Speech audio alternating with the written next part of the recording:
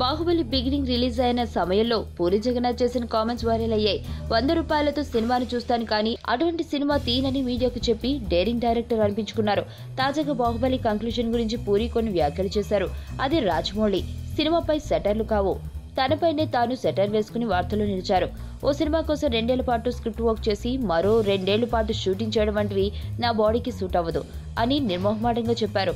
అంతేకాదు తాను రాసుకున్న స్క్రిప్ట్ 2 నెలలకే బోర్ కొట్టిస్తుందని స్పష్టం చేశారు. ఇంకా పూరి మాట్లాడుతూ రాసుకున్న స్క్రిప్ట్ కంటే 4 ఏళ్ల సమయం అనేది చాలా విలువైంది. అంతటి విలువైన టైంను నేను వేస్ట్ చేయను. అలా చేస్తే తనతో పాటు తన యూనిట్ లో అందరి టైం వేస్ట్ అవుతుందని పూరి జగన్నాథ్ వెల్లడించారు.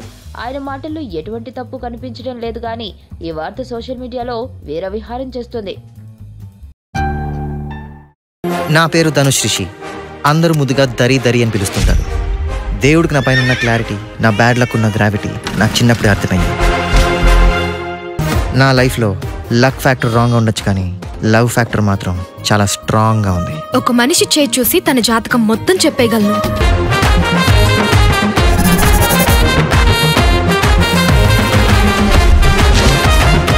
Coming soon.